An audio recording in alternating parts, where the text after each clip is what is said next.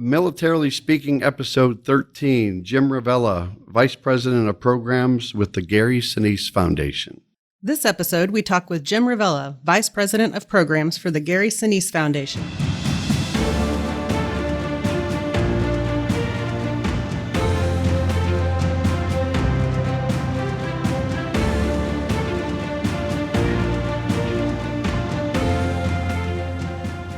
So let me take you back a little bit, okay? So He's already off script. Hey, Jim, a couple years ago, Gary was at a U.S. Army event here in Kansas City for the birthday. And I think he was promoting his book too, right? His book, Grateful American, A Journey from Self to Service. Yes. Awesome book. And he was doing an autograph session. He was the keynote speaker for that event. I, of course, was stalking him because I get these, I like to be around celebrities. So sometimes I get a little crazy about that. So, but awesome guy, just very genuine, very authentic. And when I reached out to you back in August to ask you if you would join us for a podcast, it was an immediate yes. So thank you for doing that. There were no questions asked. It was just, yes, sign me up. I'll do it.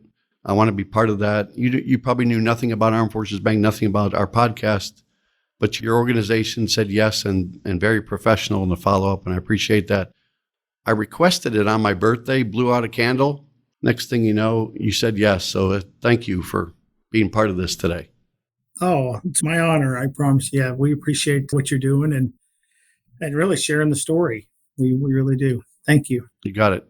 Okay, let's get into the questions. Well, actually, I'm going to share a little bit of bio about Jim. Yes. Because we've had the opportunity to take a look, but I want to share that with our listeners so they know as well. So just a few things about Jim. He joined the Gary Sinise Foundation in May of 2019 as the Vice President of Outreach, and he's since been promoted to the Vice President of Programs. Jim is responsible for a lot of things, including implementing strategic plans and partnerships for the Foundation's 4 programmatic pillars, and he oversees the day-to-day execution of the Foundation's programmatic giving through our chapter development, educational outreach, events, outreach, and RISE departments. So like I said, a lot of different things there. Yeah. Yes. Jim holds a bachelor's degree in metallurgical engineering from Texas A&M University, which if we had more time, I need to understand that degree. Or pronounce it correctly. Or at least be able to pronounce it correctly, which I hope I did. Multisyllabic, Jodi. Yes, you got this. I'm focused. And a master's degree in aerospace management from Embry-Riddle University. So we have clearly established he is smarter than both of us. Combined. Combined, yes. Jim served over 26 years in the United States Air Force. Thank you for your service. As an F-15E pilot and commanded at the squadron and group level. He has worked for General Dynamics and the Folds of Honor Foundation, where he served as Senior Vice President and President. And then on a personal front, he's married to Ginger Ravella, who currently serves as a Gary Sinise Foundation ambassador, which hopefully we'll learn more about that today, and speaks nationally, raising awareness for veterans and their families, as well as speaking for women's groups and churches. As promised, you do a lot of stuff, and you have done a lot of stuff. We're thrilled to have you here. Welcome.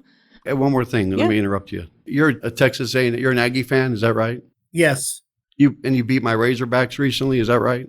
Yes, that was a close one, huh? Okay. Yep. This again ends They the needed podcast. to beat the Razorbacks, though. I know. After they lost to, who did they lose to recently? The Aggies are. No, yeah, the Aggies at home. Oh, yeah, Appalachian State. Yes. That was not our good. Yeah, don't bring that up. He's just getting over it. I'm just trying to be a part of the sports talk here. Well, the Razorbacks probably helped him through that. So that's right. So we are thrilled that you are here today. I think at the top of the house, I know a lot of people probably have heard of the Gary Sinise Foundation, but they might not understand really what it's all about. If you could share how it got started, how you got involved, and what made the decision to support the vision and mission that Gary established when he created the foundation an easy decision for you to make. Yeah, so I'll start with how kind of the history of the foundation. So it goes pretty far back. I'm into his life. The foundation's been just passing through its 12th year. But truly, it's been about 40 years of Gary's life that he is dedicated to supporting the veterans and then first responders post 9/11. So Gary's attachment to his family, his grandfather served in World War I. His father served. He had uncles in World War II. And then he had family members and in-laws that served in Vietnam. And, coming out of Vietnam, I think that point where Gary witnessed his family members coming back from the Vietnam experience was impactful for him to see, how they were treated, and then experiencing, firsthand through them was impactful for him. So in Gary's life, he's in theater at that point, and he decides he sees a play called Tracers. It's actually a Vietnam veterans experience about the war. He sees that play, and he's in Steppenwolf in Chicago. That's the theater he's running, and he wants to do that play. And he asks for, I think it takes 5 years for the person who wrote the play to authorize Gary to do that play, Tracers.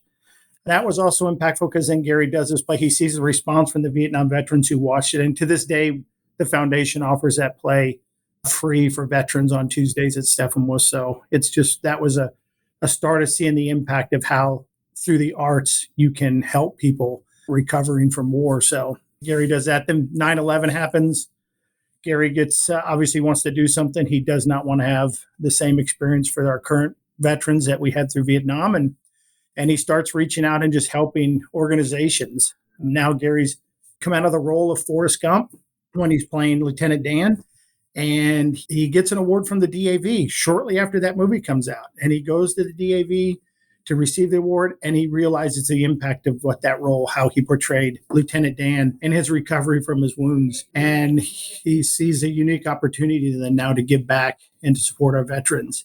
And so that kind of propels him into this post 9/11 era of his life where he is doing whatever he can to help any veteran organization. He starts getting involved with first responders after that and spends the next 20 years doing that, and then starts his own foundation and decides to go out. So if you look at our foundation's mission, what we do is to help any veteran, a defender, a veteran, a first responder, their family, or those in need. It's very broad. It doesn't say we are strictly for education. We're not strictly for homes. We're not strictly for, it's whatever those needs are in those communities. So it's very broad, and it's purposely that broad because that's what Gary was doing for 30 years prior to this foundation, right, was helping anybody who was out there to just say thank you to a veteran and a first responder, to the sacrifices that they made so they know they're appreciated and not forgotten, and to truthfully be a conduit for the American people who want to express that thanks to a veteran or first responder but don't know what to do or how to do it, to be that trusted place where you could go, I know if I support the Gary Sinise Foundation, we will do good work with those funds. So that's why our mission is so broad. It's built upon Gary's life, 40 years of his life. So not just the 10 years of the foundation or 12 years that we've existed. So sure, that's wonderful. How did you get connected with Gary Sinise Foundation and make that leap? Yeah, so that's it's an interesting story. So in 2005, at the end of the year, Ginger, so I'll start with Ginger, my current wife, her and her late husband meet Gary at Luke Air Force Base at a promotion ceremony for Colonel Rand, who's then becoming General Rand. And Troy, Ginger's first husband, is tasked with escorting this celebrity around base for the day and his family to give him a tour. So he's like, okay, I'll give a tour to an actor. Okay, we'll do that. He spends the day with them. But just like you said, when you meet Gary, you realize how genuine he is, and truly how committed he is to supporting the military. It's probably the most common response you get when somebody meets him the first time was, I didn't realize just really how authentic and how committed he is to helping. And that's when Troy came home that night, he told Ginger, he goes, well, he is just a true patriot, this Gary. And Ginger meets him that night, and then off they go. Troy deploys the following year, and unfortunately is killed in combat about 11 months after that. And I think that was one of the first people that Gary had met that was then later killed in combat. At that time, Ginger had 5 kids. They were 9 and under. She had twins that were 9 months old when Troy was killed. She was just about to give birth when she met Gary.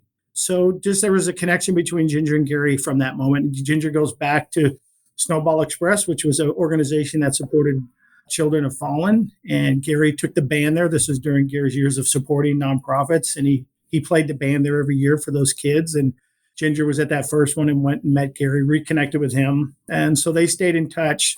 The year after that, unfortunately, I lost my first wife to cancer. And I had randomly sent an email to some friends that ended up getting sent to Ginger. I did not know her. Her husband was an F-16 fighter pilot. I was an F-15. We didn't cross paths professionally, but we did basically the same job. And that email gets forwarded to Ginger, and she writes back and connects with me and my late wife, who we email for about 10 months to help Ginger as she's going through her struggle. And at the end of that, my wife passes, and Ginger and I meet the following year, and we get married. So after we're married, then I get introduced to Gary through Ginger's connection with him. So I just get to know him, know the work he's doing. And then I got out of the Air Force and ended up working nonprofit at Folds of Honor. And left that and came to work for Gary. I had just the honor where Gary ended up asking if I would come over. And of course, this is to me the biggest honor is to work for him. So then that's how I came to the foundation. It's a long connection through Ginger. And what a story, though. Yeah, no, it's an amazing journey. Yeah. Yeah. Because you started in 2005, and then 14 years later, you joined the foundation to work with Gary. So it's a lifetime of accomplishments between the two of you.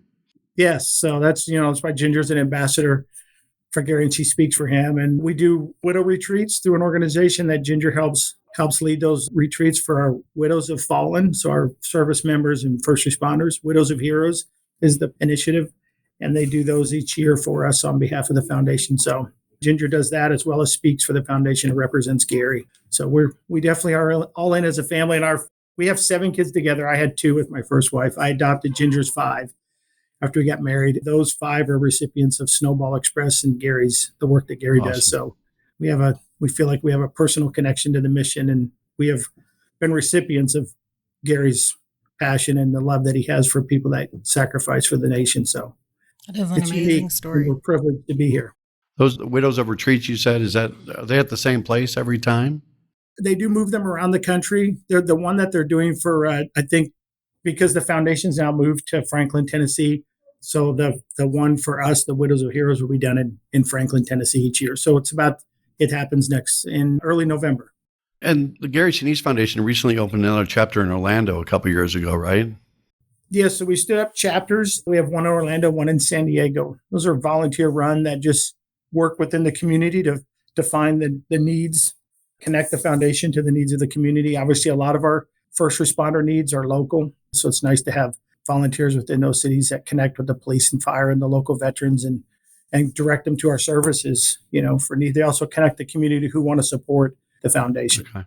Well, both Jodi and I have family members in Florida, and we're thinking about you now with Hurricane Ian approaching. So we're all thinking about our families. So I hope everything in boots on the ground in Orlando is okay for you too. Yes, and we will be busy, I'm sure, as a foundation supporting the first responders that react to the hurricane as it comes through. So in the aftermath of that, we will be there on the ground with them. Before we started our podcast, I listened to a podcast where Gary was a guest, and he talked about what his life was 40 years ago. And he says, if I had to envision where I would be 40 years later, no way. I never would have thought I'd be in a place where I am, but he's thrilled that he's here. He talked about Of Mice and Men being his most proud moment in the theatrical world too. Yeah. It's kind of cool. He's the same guy. I mean, he'll just talk normally to everybody, and just like the everyday guy, not wanting to get a lot of fanfare about it, but just does his thing. Well, and hearing the story, it's one of those where, as you hear it play out, it's just one where things happen for reasons, and people are where they're supposed to be for reasons, and you meet the people you're supposed to meet for reasons, and here we are, present day. I think I need a moment. I believe that. We should take a 5-minute break, don't you think, after hearing that story? I don't know. I still have goosebumps. So. I know, I do too. Yeah. All right, Jim, we're going to switch gears a little bit, talk a little bit more about the programs themselves. But so can you talk about the program for our listeners to hear a little bit more detail about RISE, right? RISE, it's Restoring Independence, Supporting Empowerment. And you talked about whether Gary, he doesn't really focus on one thing, education, homes, but this is a component of where you've stepped up in the RISE program to help on the home side. Yeah, so that grew out of, Gary's initial connection when the wounded were coming home. Some of the first quad amputees, that came back from Iraq and Afghanistan, and Gary would spend time at the hospitals and meet them. And then obviously they had special needs for a house, and there were, people that wanted to build them homes, and Gary would take the band and go do fundraisers to build their homes. And he was involved with many of the wounded in the beginning. So that's when he stood up the foundation, why we kept that part of the mission, which is to build specially adapted smart homes for our severely disabled, was born from his actions in the beginning of after post 9/11 of supporting those veterans with the band. So yeah, we do 4 things under RISE. So we do the specially adapted smart homes, which are custom homes built for families of severely disabled who are post 9/11. We do home modifications for any veteran. So we've done those for World War II veterans, Vietnam, Korean. We do home mods, which could range from putting a ramp into the house to modding a bathroom or a kitchen to make the home accessible for our veterans as they age. We do adaptive vehicles. So obviously people that suffer amputations or injuries that need vehicles, special vehicles, we provide those, and we provide mobility devices. So everything about RISE is to support their independence, is what it stands for. Restoring independence and supporting empowerment. It's all focused around that, letting them live a normal life with their families and not have to alter the way they live or what they can and can't do because of their injuries and what they gave to this nation. So yeah, it's a really special program. The smart homes, we do about 6 to 8 of those a year. Okay. We do them all over the country, wherever the veteran would like to live. We work with them to find the land that they would like and design the home around that family, specific to that family. So none of those 2 homes are alike. They're all designed for that family's needs. So yeah, it's really special. How many homes so far? About 78, I think, is where we're at. We Awesome. got, I think, 2 more this year that will finish out the year. But those homes are focused, obviously, on accessibility for the veteran, but the impact of the whole family is amazing because obviously it gives independence to the whole family who may be in a home where the spouse can't leave because of the way the house is depth. The veteran service member can't be home alone. And then they have a home now where it's fully functional for them, and it gives independence to the spouse and to the kids as well. So, and we, connect into the community that they come into to introduce the community to these amazing people that will live in their neighborhoods. And that's all part of that program. So it's more than just the house for the veteran. Yeah, no, I'm sure it just peels an entire layer of stress off of the family unit, I'm sure. Yes, it's really amazing. And how do you connect these veterans that need your services? And I know this podcast is just one other outlet by which you can get the word out there about what great programs you offer. So thank you for sharing the details. Yeah, thank you. Yeah, I want to hear a little bit more. You mentioned it a few minutes ago about Snowball Express. This one pulls at my heartstrings. I've had some friends that have participated as volunteers in that effort. But for those in our audience that don't know, I'd love to have you share in your words what that program is and how people can get involved if they want to support it or volunteer or otherwise be a part of that initiative to help the children of the fallen. Yeah, obviously it's a personal one for me, but Snowball was its own independent foundation and nonprofit that Gary supported again in the early years with the band. Every year he would go to Snowball. It was designed to take children of fallen to Disneyland for about 4 days, and they would take the families there. It still is built around that, although we've grown it to more than that. And about 3 years ago, we took over. In 2018, we absorbed Snowball into a Gary Sinise Foundation initiative so that we fully took that over. And we now do it at Disney World. And we have about just over 2,300 families enrolled into that program who are families of fallen. So it doesn't have to be combat related. It is post 9/11, but it's any service related death. Those families qualify for that. So we still do the annual event, which is we go to Disney World and we take the families. We'll take roughly 2,000 people down every year. Wow. So we take a portion of those 2,300 total families. There'll be about 800 this year. 800 kids plus their families will go down this December. It's always around the first week of December. And we take them down to Disney World and just let them a lot of special things. So obviously it's fun. It's a time for them. Really, the main goal of that program is to connect those families into community so they see, they're not alone. So they form friendships and they meet each other every year. We do some special things down there. We have a remembrance garden where we put up a flag for every fallen family member that's there. So the kids can go into this room and it's quiet and somber and just sit with that flag. It has their loved one's story on the flag. And a lot of times they'll leave notes. It's really special for them to be in there. When my daughters went, that was their favorite part, was just to go into that room and just to be alone and just to think about their dad. So that's really special. We have a resource room where we bring other nonprofits in and government agencies that support the family. So if they need any help, they can go find a resource in that room. So from things to other educational nonprofits or nonprofits that support families of fallen to the U.S. government, you can get your ID remade while you're there. So some of those families who aren't near military installations, sure. They can go in there and get their IDs made. Just try to make, we try to make it life a little bit easier as much as we can for them. And so we then expanded the annual event to community events. So all during the year we just finished 2 of them. We'll go into communities and let's say around Atlanta, Georgia, we'll contact all the Snowball families, say, hey, we're going to go do a fun day. It may be go to the Georgia Aquarium. It may be go to a sporting event where we just go do something with them. Usually something where they get a little extra access to do something special. And it just, again, reconnects them to the community of the people they met at the annual event. These kids and these spouses become friends. The parents that are also have to deal with this every day of the year. Then they have that support network within themselves. So it's really important to just build that community. And so we do all year long, we do events with them. And then we do the annual event. So it's really special. It's a huge, you mentioned volunteers. There's probably over 2,000 volunteers that help. Wow. That help with Snowball. Yeah, I would think you'd have to have a lot. I've taken my two children to Disney World, and that's enough. That was plenty. Yeah. So having 800 kiddos to take care of would be a lot. Yeah. Yeah, we have a great partner. American Airlines is our official airline sponsor. We have a charter aircraft, and we pick up kids from all over the country. And there's send-offs at every airport where they are. American Airlines and volunteers go out, and there's bands. The gates are all decorated for them when they get on the airplane, and then they come into Orlando. There's a big welcome there. It's just from the moment it starts, we try to make it really special for them. That's awesome. I have goosebumps again. I know. And so American Airlines has been a huge partner for us in that. Well, and I've seen some of the pictures post-event that you have shared on your different social media sites, and the smiles are ear to ear, genuine. It's wonderful to give them the bonding that you're talking about, but also just to let those kids be kids and enjoy something that's pretty amazing like that.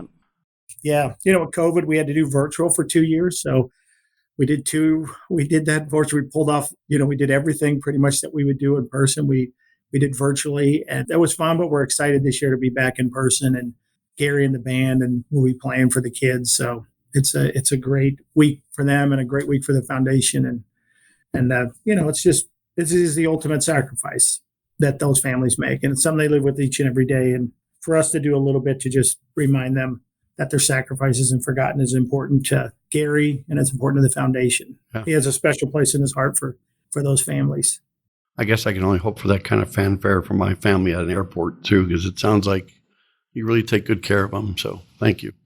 Yeah, thanks. I think Jim kind of answered the next question too about the participants in the Snowball Express, but why don't you go on to the next question for Jim?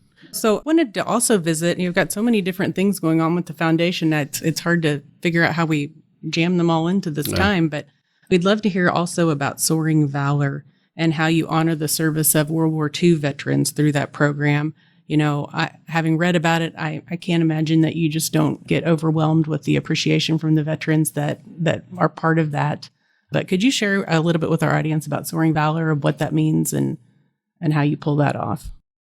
Yeah, that's our right now as it exists. It's going to adapt, obviously, in the future, but it was built around the World War II veteran and taking them down to New Orleans to the National World War II Museum and bringing those veterans to let them experience their museum that was built in honor of them and the greatest generation. So we usually, again, COVID, we couldn't do these trips in COVID. We're going to do November. We have our first post-COVID Soaring Valor. So that program will, again, with our partner American Airlines, supports that. So we'll depart out of the city. So the veterans in a certain area, they'll meet at the airport. We will then fly them down to New Orleans. There's a big welcome again at the airport. They get to the hotel. The streets are lined with people for them to honor them. And we bring them in and we spend 3 days. It's a 3-day trip, and we take them to the museum. We do dinners with them and do some special events to honor them. They come with a guardian. And then 3 times a year, in a normal year, we'll do 5 of those. 3 of those will pair up high school students. So there'll be a high school selected from the area of the city we're departing from. And we'll pair up a student with the veterans, and they'll travel with them and do the museum with them. So Gary's vision, and that, what an experience. That was Gary's vision. It was his vision for that, to match a student with a World War II veteran, because Gary's very passionate about passing on. Well, can you imagine the stories that you would hear just being around that group of distinguished, especially for a different generation veterans that so far removed from that too, to get that close to it. Mm-hmm. Just to be a fly on the wall. We do that 3 times, and it's really special. One of my first things I did when the foundation was go on a Soaring Valor. And I'm Air Force. I love military history, of course. I love, my dad fought in World War II. But I will tell you, walking through that museum was one of the most impactful things I've done, was to walk into a museum with someone who was actually there. And you don't really think about it till you're walking up and there's a gentleman, with his daughter looking at this picture of the Battle of the Bulge. And he's going, I was there. Yeah. And he knew about the time frame because of the socks someone had on in that picture. And he goes, I remember that. And I was thinking how powerful it was to watch someone share. I've never been to a museum with someone who experienced it. It was really powerful. And I think for this kids that for Gary to have that vision to bring a high school student to connect them with that generation was just, it was really genius. And it's been a really successful. So we'll do one in November. We'll do those trips as we do main trips like that. We also send World War II veterans individually. So say a family can't make that long trip, we'll fund for them to go down to go see that museum.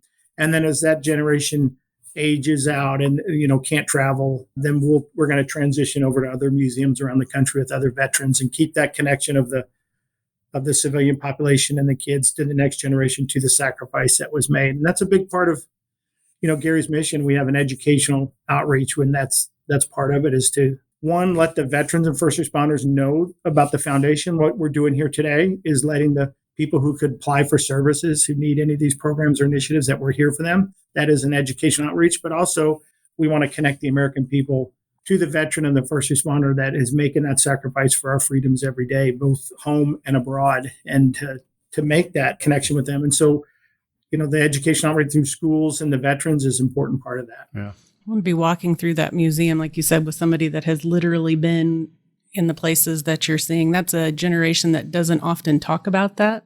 Yes.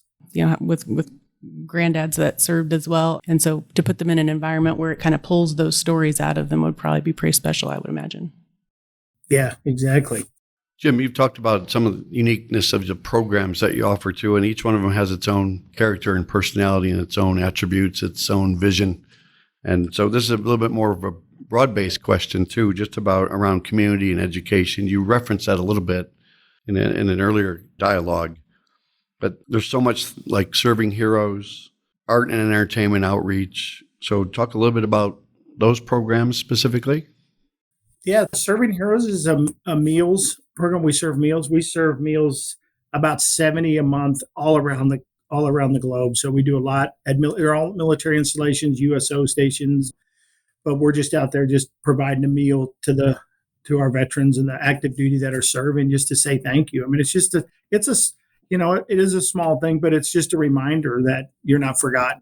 I mean, that's everything that Gary, when you look back at his life and what he was doing and why he took the status, he had the celebrity status, and he took and he leveraged it to go out and thank people and just show up, just to show up and say thanks, and just to let them know, hey, I'm taking my time because what you're doing is important. And that's what the foundation does. It shows up on behalf of Gary, now on a much larger scale, obviously. So, the meals is just a way for us to show up at these installations. Some of them are remote, around the world, and just to go, someone back home is thinking of you. The American people are thinking of you. So we do those hundreds of thousands of meals a year around the world. So that's a neat one. I think I'll piggyback on that a little bit, because we emulate some of those behaviors in our everyday life at Armed Forces Bank too. Like even at Naval Station Great Lakes, we offer a dinner for the sailors that can't get home during the time of the year. Or in October, our company's doing Days of Giving, where we find different organizations for food banks, food pantries, volunteer in the food space. Food insecurity is such a big deal. Yep. Especially today. And if we can do our part, just like you're doing a really big part in that world, we're proud to be able to do that at every installation where we operate. So it's kind of cool for the month of October. It sounds like a lot of what you do is October, November, December. And it's the time when the holidays where people really need that. They need the love, and they need the uplift of having something good around them. Yep, it is. And I appreciate you all doing that. I mean, we're always thankful for any other organizations out there supporting a veteran or first responder, because it obviously is, no one organization can meet that need. Although our mission allows us to do pretty much anything, we know it's nothing we can do by ourselves. So we're always thankful for other people that are helping. And, I think the other thing about the meals is it connects it's a family thing. I mean, it's the family that's serving, and both our first responder veterans.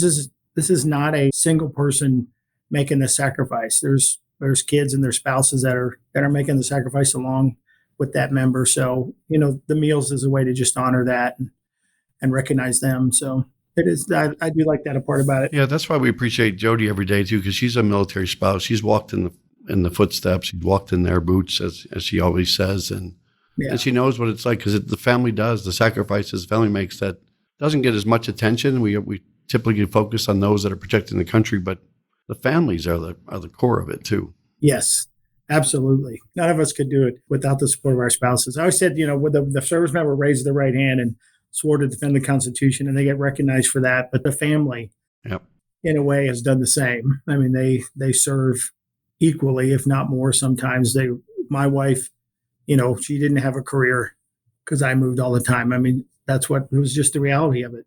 And, that sacrifice is daily. And when she passed, I always felt guilty. I mean, I would get a medal and I would go, I don't know. She never got recognized for what she did. Yeah. But I know that whatever award or whatever recognition I received was because of her. I couldn't have done it without her. So Well said. it's all a part of passion of what we try to do at the foundation, and personally for me, that makes sure that we recognize the families. You were at Randolph and Eglin. Were those your two stations? My last two stations was Randolph and Eglin. All right. Where were you? Where else? I did Alaska twice, North Carolina twice, Kansas, Turkey, overseas, DC, one tour in DC, and then those two. Okay. Yeah. Plus we got some Kansas love in there, right? I know. Yeah. Hello, Kansas. That was one of our favorite assignments. He made that up. Yeah. That was a great assignment. We loved it there. I think you've touched on this last piece here a little bit. You've talked about first responders throughout some of your answers, but are there specific grants or equipment or training that you do focused on that part of the community that you serve, or is everything that you've described and talked about something that's available for veterans and first responders alike? Yes, everything that we've talked about is for both veterans and first responders and their families. That we do have a first responder outreach programmatic pillar that is specific to first responders, and it does provide equipment and training to our first responders around the nation. Now, I will tell you a lot of that's focused on volunteer fire departments who protect, I think 75 to 80% of this nation is protected by volunteer firemen and women. So sometimes they don't have resources like a city would. And so we're out there providing jaws of life. We provide boats. We've provided tires for their vehicles. We gear, all kinds of things, whatever they need to get the job done. We do those. There's a lot of need out there in that. We process, 105 departments last year. We'll do more than that this year, but there's probably requests from us for like 600. I mean, there's a lot of need out there in the first responder for those grants and equipment. We just did some training. We do training around the country for volunteer firemen, where they can get some access to some really good training for them that we provide free of cost. And we also serve meals at that forum. We combine it with the Serving Heroes and provide meals for the day. So it's any equipment and training for first responders. But I would say the majority of it is volunteer fire. I never would have guessed 75 to 80%. I know. Kind of astounding. I would have failed that on a trivia question. I tend to fail trivia questions. That's a really neat initiative. It's, and all these programmatic pillars you see were, Gary's vision, as he stood up this foundation, when he looked back at what he did and where the needs were, that's what he kind of built his foundation around. So before we get to I think we've just got one more question, right? Mm-hmm. I've got two more small questions for Jim. Okay. He has a way of doing this too. Hey, Jim, what's your favorite all-time military movie? Oh, Forrest Gump's not, you can't say that. It's bias. Back in the deck. Saving Private Ryan. Okay, that's mine too. That's a good All one. right. Yeah, I'll have to, like I said, my dad was World War II. I've always grown up studying about World War II, and just, if anything brings a tear to my eyes, the thought of what that generation did. And that movie is just, it's well done, well acted, well directed, and yes, just the imagery and it's so believable. Yep. Yeah, it really captured what we asked that generation to do, and how it was the sacrifice that was made. Yeah. The other question is, and Gary's not going to listen to this, is he? So I don't know. How would you rate Lieutenant Dan's band? 1 to 10, 10 being great. Oh, honestly, a 10. They're a cover band. I know. He wants to be employed again, right? Yeah. No, I would say even if they are people that, it's a cover band. It's an actor who's got a band. Yeah. But I will tell they are really good musicians, right? I mean, it's a full band, and they do it. Gary has done more shows for the military than anybody in the history. I think he's over 550. He's this generation's Bob Hope, isn't he? People call him that, right? People have started to call him that but he's out there. I mean, on a normal year, Gary will do 30 concerts around the country, and he's done them around the world. He's done a lot. He loves the band. I think when I watch Gary, he's very happy with it. That's his outlet, I think. And just to be there to entertain the troops and stuff, it means a lot to him, because he knows. I think Gary, well, I'll say this. When you walk in our office, there's a picture of Gary, and I tell people when everybody comes in the office, this is what I tell them about. There's a picture of Gary in the back of an aircraft with a casket, a flag draped casket, and he's kneeling down. And in the picture, there's like 5 other people, and they're starting to stand up, but Gary's kneeling with his eyes closed. I don't think he even knew it wasn't a photographer, it wasn't a professional photographer. Someone snapped this picture at that moment. But the other people in it are somewhat blurry as they're moving, and he's not. And when I look at that picture, I said, that's what I feel represents Gary, is he pauses for this. He feels this sacrifice. He understands what we ask these men and women to do for us to have our freedoms and the price that's paid and that ultimate price. And it's so meaningful to Gary that I feel like Gary spends his life trying to repay a debt that he can't. Yeah. And the band, for him to be out with the band and to play for these troops, to let them know, again, thank you. And I will come out here and be here for you. If one of you show up or 5,000 of you show up, I'm here for you. And I think that's why the band's so special. And they are extremely good. It's the same band member who's been with Gary for 15 years. It's a pretty amazing band. And Gary always says, I just have to, if I just show up, that's good enough, right? Just showing up is great. Just showing up because people know you took time out of your day. And, and it's for him to do it. It's what he did in the hospitals in the beginning. He just showed up. He and his band recently played at Nellis Air Force Base, where we have one of our banking centers, and just a few months ago. And so my challenge to you is, I need his schedule. So wherever they're playing, if I can get there, I want to see them. Oh, absolutely. Tom is a concert enthusiast. I'm a concert. Yeah, I go to a concert once a week. More than that, probably. And I would, probably right. Yes. Yeah. I have a concert in my head. You are your own band. So do you have a schedule off the top of your head or not? If not, I don't. We'll get it later. Have to check. Okay. Yes, I will check. All right. Yep. He did get back out on the road. I'm holding you to that. Yeah. So everything you've said is awesome. I think we could talk for hours about all the great things that you've done with the organization, as well as what the foundation has done over the last decade plus that they've been in service, taking care of veterans and first responders. I guess the pressing question, the most important question, is how can our listeners, how can they get involved? What can they do? I know you've got a donate button on your website, and I know there's volunteer opportunities and reaching out to you. And just like I reached out to you on a cold call and asked you to be on a podcast, people can do the same thing. Just ask. Just ask. And they'll be able to show up just like Gary does. Yes, we will. So you can go to our website, GarySiniseFoundation.org. You can click the donate button. We'd love to have monthly partners to come on board and just be with us for these families, long term, because the needs are great.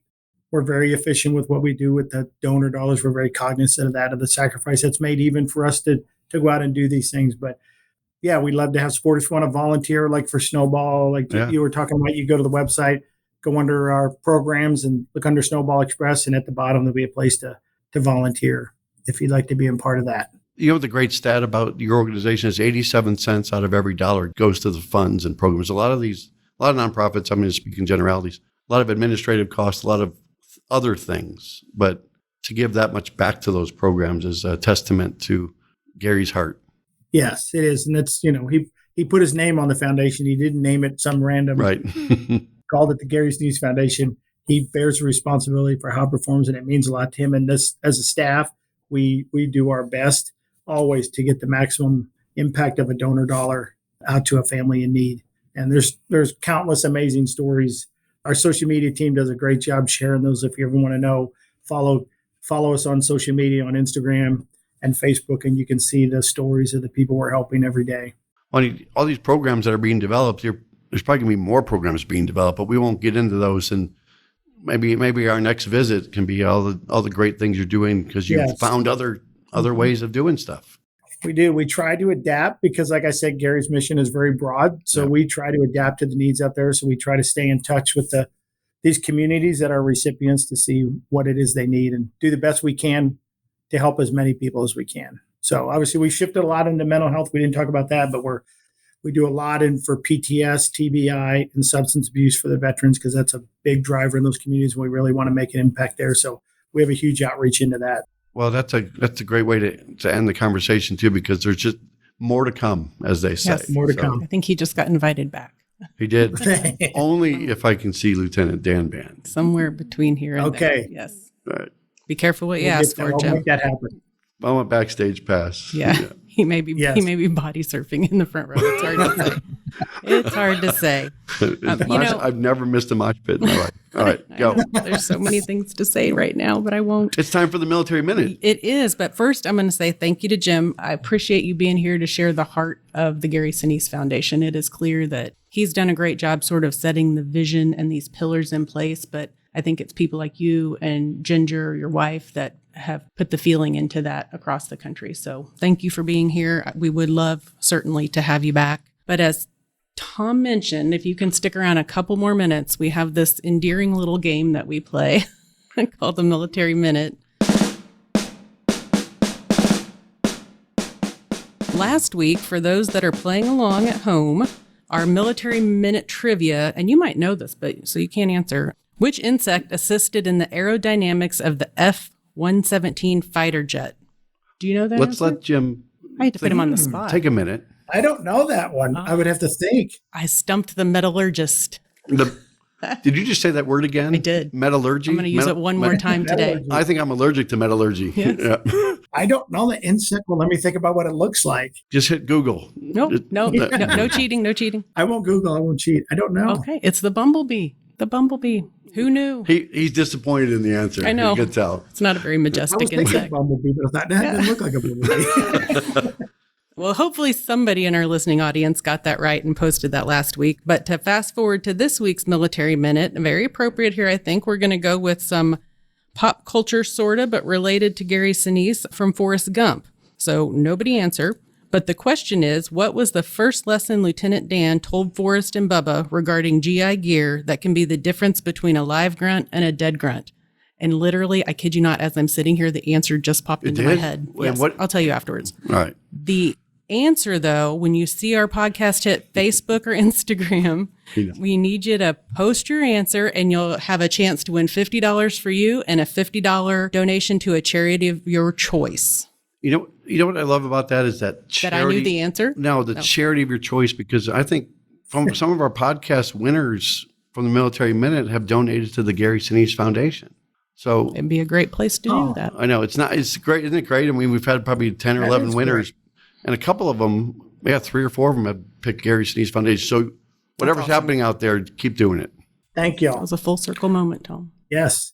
So if you enjoyed today's episode, go out to afbank.com and subscribe to the show. Also, make sure to rate us, leave us a comment on your favorite podcast platforms such as Apple Podcasts or Spotify. Jim, I'll give you a 10 out of 10 today. Yes, thank you so much. Thank you. It was an honor. Thank you. Same here. Take care.